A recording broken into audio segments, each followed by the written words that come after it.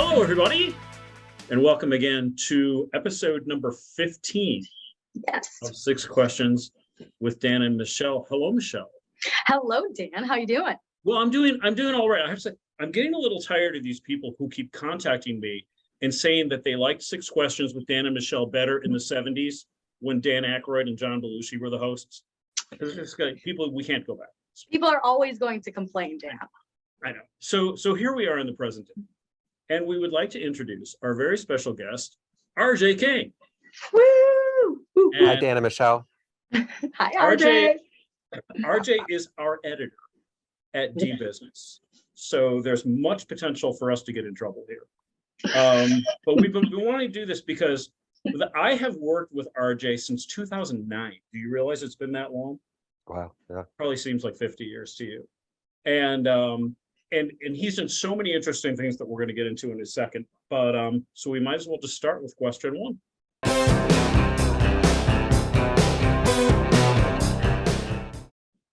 RJ, you were one of the people who helped launch DBusiness in 2006, and you've been the editor ever since. So I was curious about, at the time when you looked at the market and you looked at Detroit, we had cranes and things. What did you see in Detroit at that time that said we need this publication, and how did you try and, I guess, design it to fill that need? Well, thanks for having me on your show, Dan and Michelle. I would say that DBusiness, we launched that in September of 2006, and there was a niche in the marketplace that we saw, specifically the need for a regional business publication. The rest of the market was either daily newspapers or a weekly business newsletter. So for a monthly or bi-monthly publication, there was the need for that. Also, the newspapers especially were not doing as many feature profiles or feature stories, and less of their space was devoted to that. And today, hardly any of those papers do that. Right. Yeah. Because you wrote business for the news for 16 years before this, so you've got that history.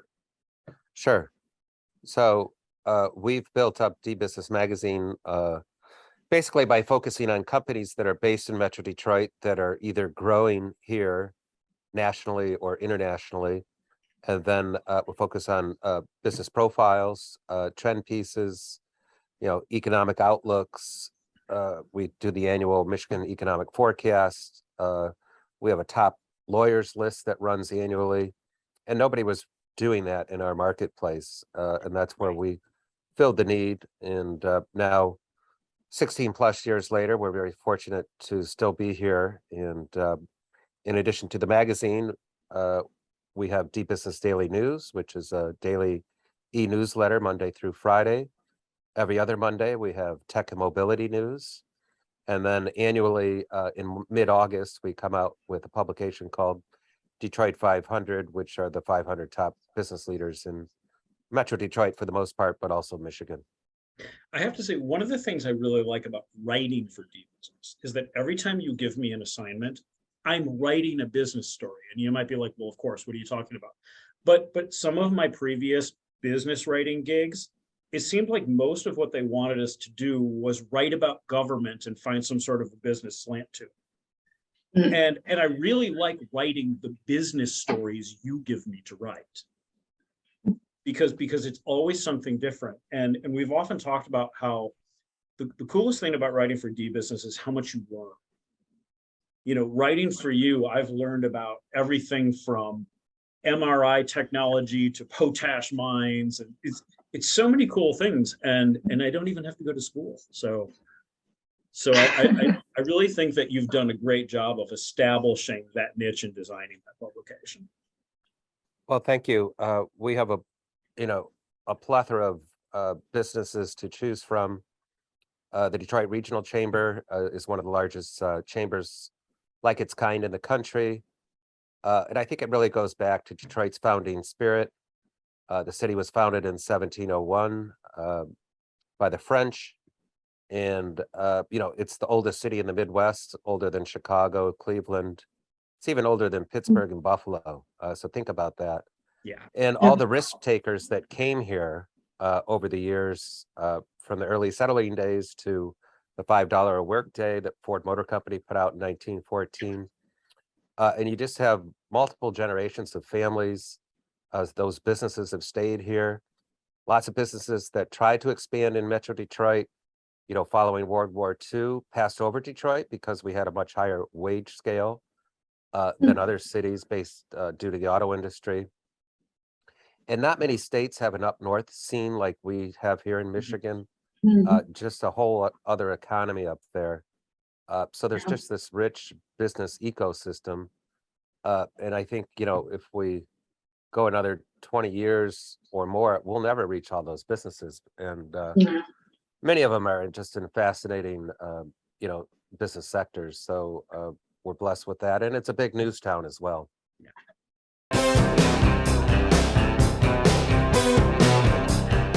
So RJ, in all of your years of reading and writing and editing, what story has touched your heart the most? Well, I would say that,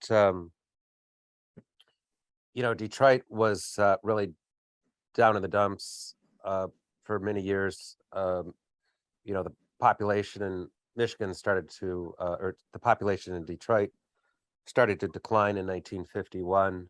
The 67 riots precipitated that, where even more people moved from Detroit to the suburbs. But now the whole game has flipped, and people are excited about downtown Detroit. Had the fortune of having a multi-billionaire come in, Dan,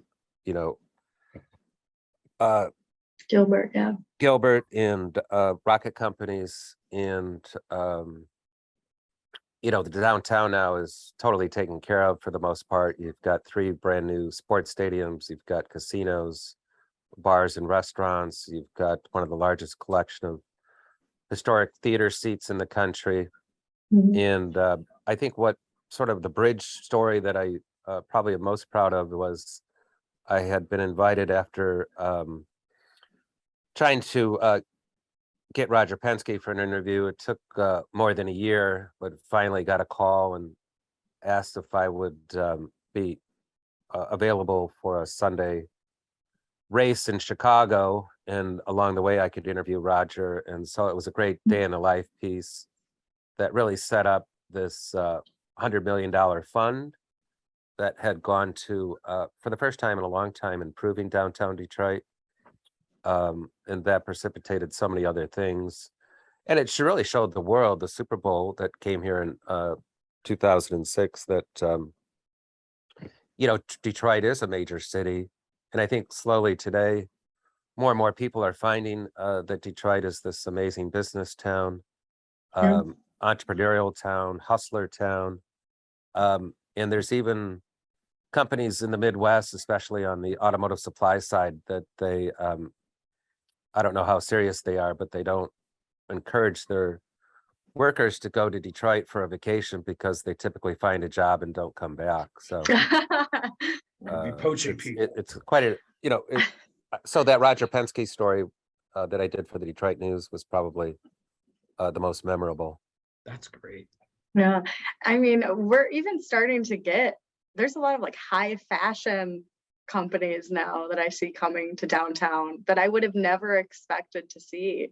I mean, I remember when, Gucci came maybe like a few months ago, they had this store opening, and now I just saw something that like Rihanna's fashion line, Fenty, I think, is coming.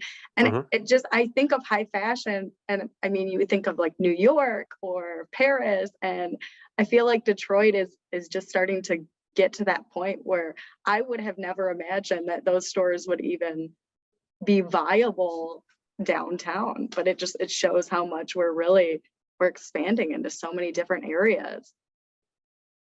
Yeah, I think what you're seeing is I almost nicknamed downtown Detroit Somerset South itself, because We just nicknamed it. Nate Forbes and the team at Somerset, the Forbes company, they have really been instrumental in encouraging luxury retailers to come to downtown Detroit. The Somerset collection actually has its own mini store where it serves as a concierge, if you will. So sort of your liaison back and forth between, our premier luxury retail mall. Mhm. And I think you'll see more and more retailers coming downtown and restaurants as well. There's been a bit of a labor challenge, as we all know, Yes. but people seem to be getting beyond that. And, I think really Detroit is really the epicenter of entertainment in the state right now and will be Mhm. for a long time.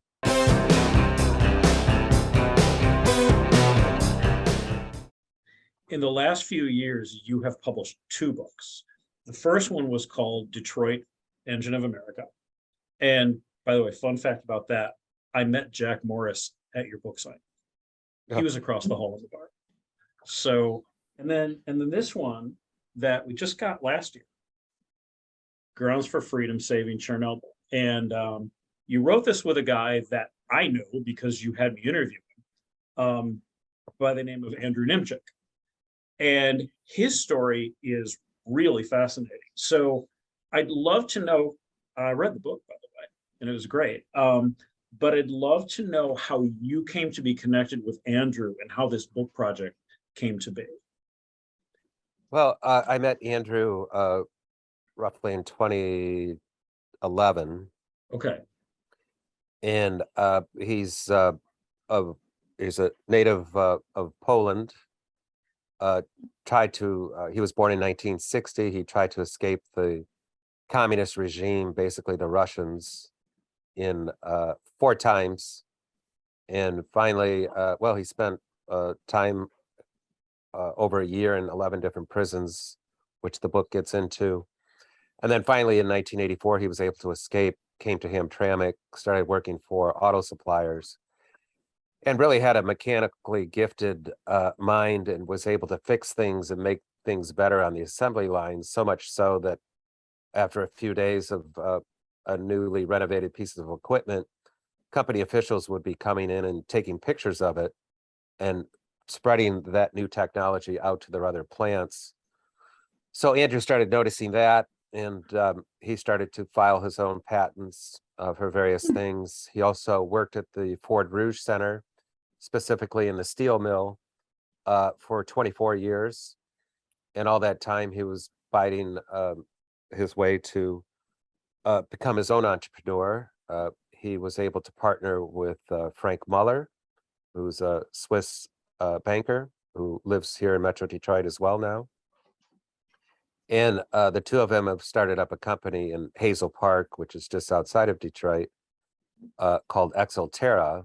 And when I first met Andrew 10 years ago, they had a tubing product that would, once installed in the ground in various places at exact points, would get rid of standing groundwater in less than a day, rather than having it collect for a week or two. So that's a great service for golf courses, construction yards, children's playgrounds, and other places, airports, of course, where you can't really have standing water because it attracts birds that could get into the plane engines. And so the product worked, and I was surprised. And then 2 or 3 years later, they came out with another tubing product that makes trees and vines grow faster, and then bringing it up to today, another set of plastic tubes, 4,800 of which have been installed at a 2.5-acre test site at Chernobyl. And it's getting rid of the ground radiation and the air radiation in that site naturally. Wow. And the book details all of that. So they are looking to expand that technology all over the world to make nuclear sites that much safer.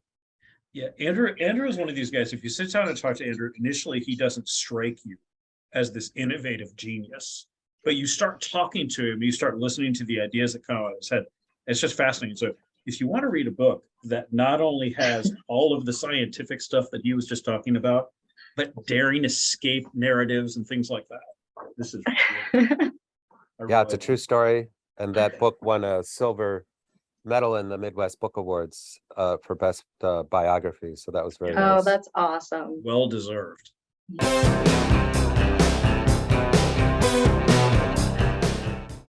RJ, if someone were to write a story about you today, and that can be any type of story, a book or an article, what would you want that story to be about? Well, I would want it to be as much as possible at the cutting edge of innovation, new ideas, creativity, anything new and fresh that would improve the world. I think the secret to life can be summed up in 2 words: add value to anything to anything that you do. I don't know how exciting the book would be because I don't have daring escapes from, you know, Russian forces or anything. We'd send you over there and try and do that. No, I think I'm good on that, but my time has passed for that. But from a strategy point, critical thinking would be another topic of coverage. How to engage people and really search for the truth instead of just taking people's word for it, Yeah. because we've got a lot of there's a woke culture out there that unfortunately doesn't have a lot to do, has too much time on their hands, and just nitpicking everything and anything. And I think unless you're adding value, it's really not something I'd be interested in. Yeah. Do you think the woke culture is kind of like the latest next big thing that's been happening, and that it'll be over in a few years, and then something else will come in and take its place? Because I feel like we always have those flows of just culture in general, that people are really onto something. Well, I think it's starting to wane. People are getting tired of it. Certainly a lot of it sprung up before the election, and now it's post-election time frame. And I think the newspapers and some of the radio and TV outlets have a certain agenda on their coverage, and they blow up these things to astronomical conditions where really I think people could see a screaming headline and just move on. It's sort of the mainstream media's last breath of fresh air, or last grasp of revenue, I would say. Beyond elections, they've got to totally trump up everything that they say, no pun intended. And I'm an independent, so I'm not, noticed. I'm an independent, but I'm not, so I would say that the newspapers, the mainstream media, their favoritism has been waning over the years, and I think they're their own worst enemy. And what you've seen, in the beginning, it was newspapers that controlled everything, and then radio came in, and so newspapers shrunk a little bit, and then the TV came in, and the newspapers shrunk a little bit. Now you have social media, so you have all the power players here and the social media here, and it's a big race for the middle, and who can have the best brand in that middle. And I think that's what you're seeing right now. I think over time, the sensationalism is just going to be, it'll be a double-edged sword. And I think media companies will, if they keep playing that game, will continue to see their revenue decline and shrink. And we've seen that with, layoffs of employees and things like that. And, you look at the new owners of CNN, they have totally reformatted their lineup. It was very, very left-leaning before, and they're trying to get more toward the middle. So you're starting to see that happen. Yeah, I know it's very frightening for some people, because my best friend, she works at a historic village, and just saying something as simple as, Happy 4th of July, or educating people just on history in general. They were, because they're nonprofit, so they were scared to start using social media to speak and just say things that need to be said, even about history, because of this culture that's like shaming if they don't like something. It's not good for us.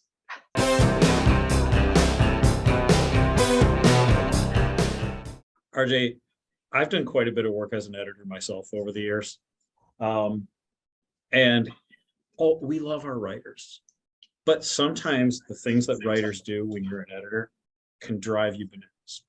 So, can you tell me something about what writers do that as an editor just drives you, but doesn't have to be me?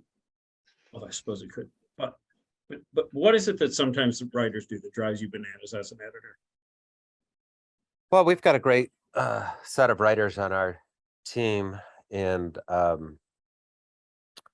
more so these days, there's new writers that are always trying to write for the magazine, and so we ask for query for their writing samples, and it there really hasn't been a lot that has been uh, endearing about their writing style.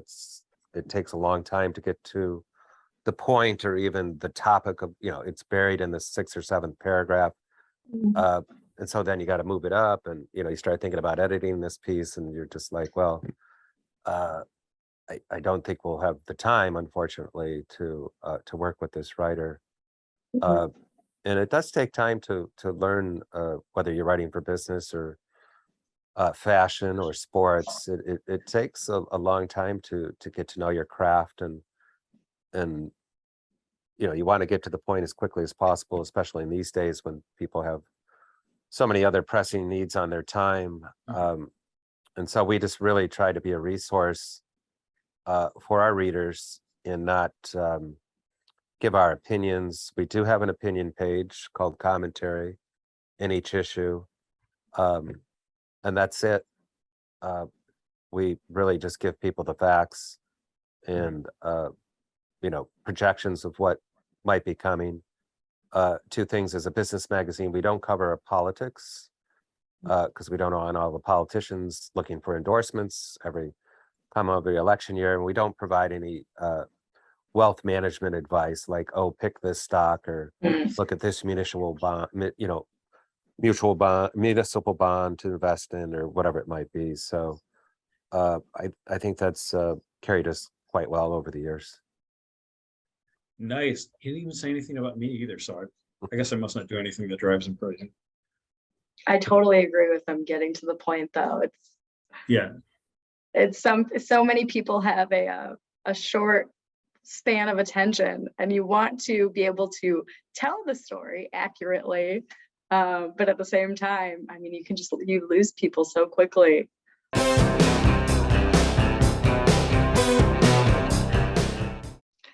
So RJ, what characteristic about yourself do you appreciate more now at this point in your life than you did when you were younger?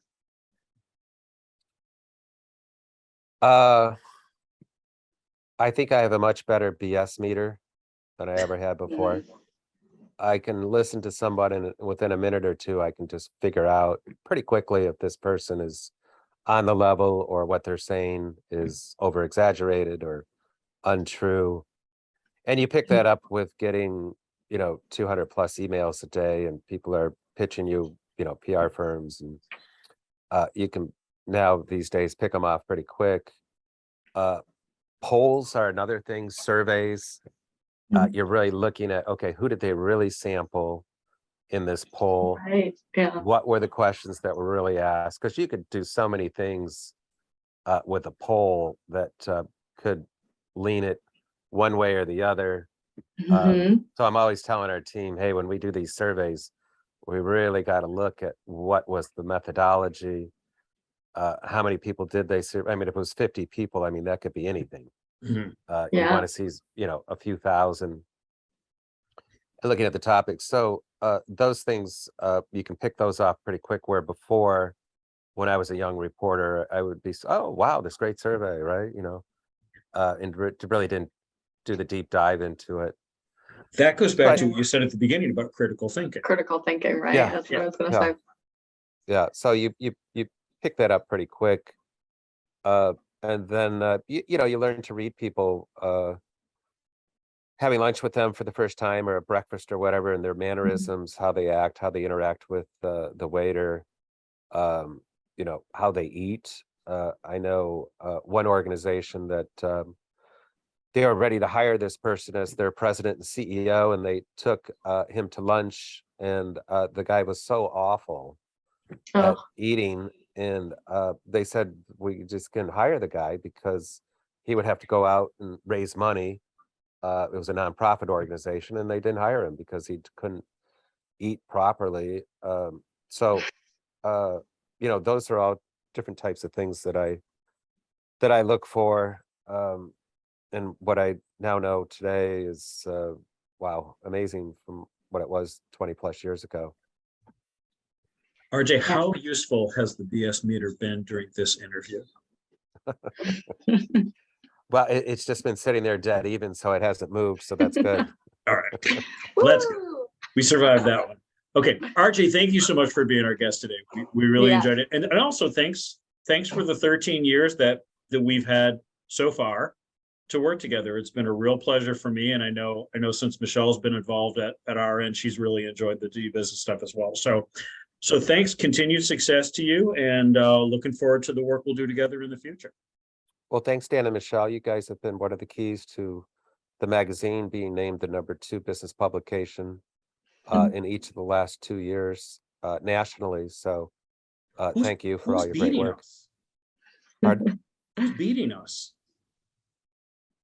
I think it's Texas. It's a Oh. Dallas publication. We Dallas gotta business we gotta publication. knock them off. Those Texans. Yeah, but we won #1 before, so Okay. We can do it you know, again. we're good All right, with we'll the do top it. 3. Okay. All right. Thank Thanks you so so much, much, RJ. All right, RJ. thank you so Great much. to have you. Thanks for watching, everybody. We'll see you again next time.